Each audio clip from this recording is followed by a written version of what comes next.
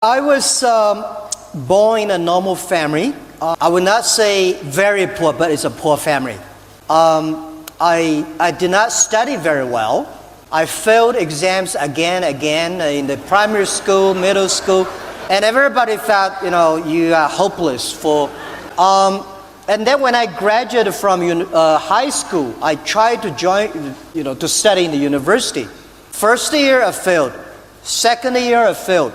And then I started looking for jobs. I applied a lot of jobs, did not work out. And I tried the third time, joined the past examination, and went to the teacher's college. And after 4 years, I hate to be a teacher because no man wants to be a teacher in China. They think teachers, So I said, I would have loved looking for jobs in the other field. Well, in all my early days, I applied jobs for at least more than 30 times, all rejected. None of them even got one chance. I applied jobs one day for KFC, Kentucky Fried Chicken. 24 people went, 23 people accepted, I was the only guy. And 5 people together, classmates, we went for a job as a policeman. 4 people accepted, I was the only one rejected. And I applied for a job together with my cousin to work in a hotel as a guy serve in the hotel. My cousin was accepted, I was rejected. So I came back and my mother looked at me and said, and I told myself my luck has not arrived. Someday, something is waiting for me, but not today. And then when I started Alibaba, 1994, the end of the year, I got an opportunity to went to USA. I discovered internet. I think this is something very interesting.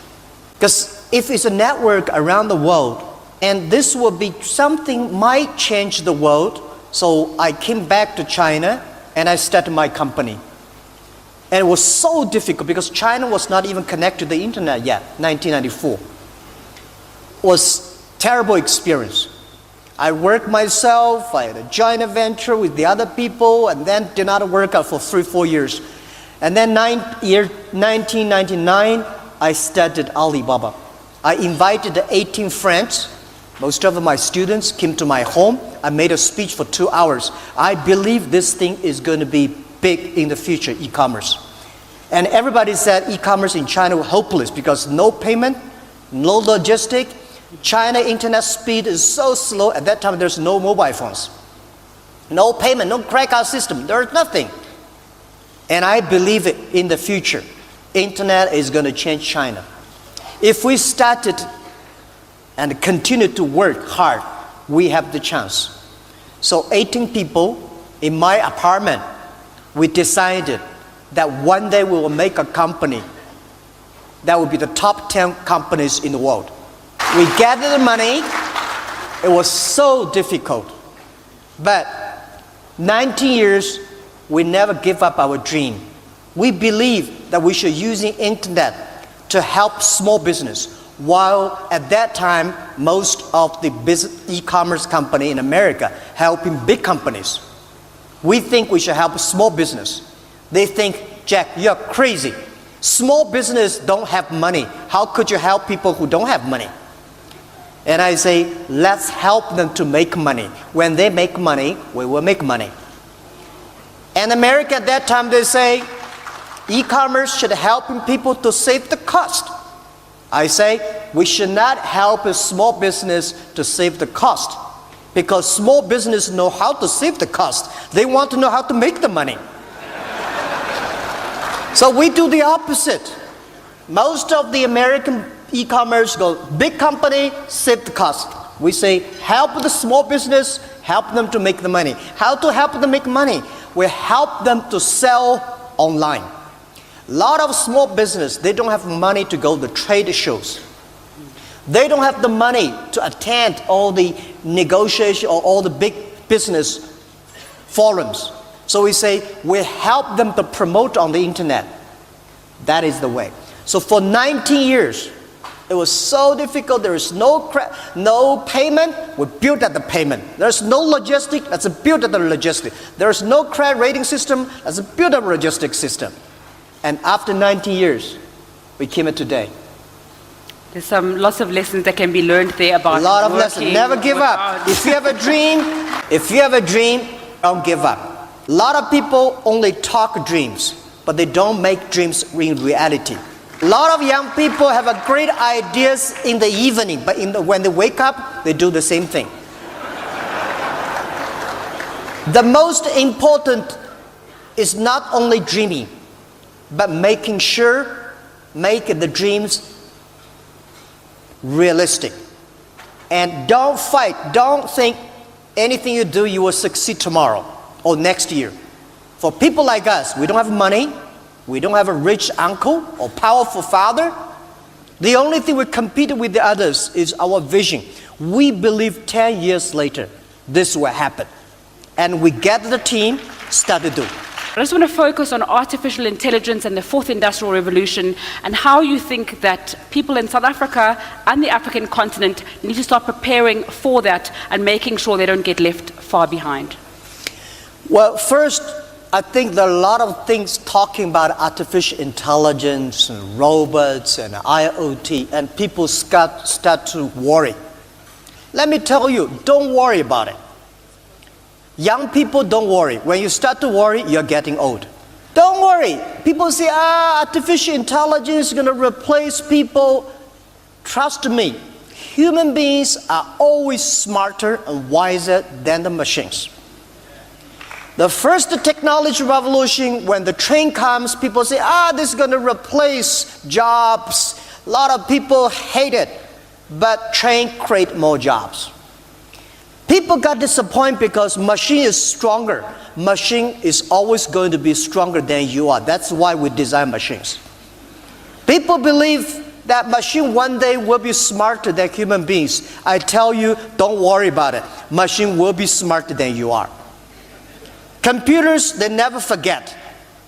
They calculate faster, and they never get angry and upset. They don't need to sleep. So don't worry, they're smarter, but human beings were wiser.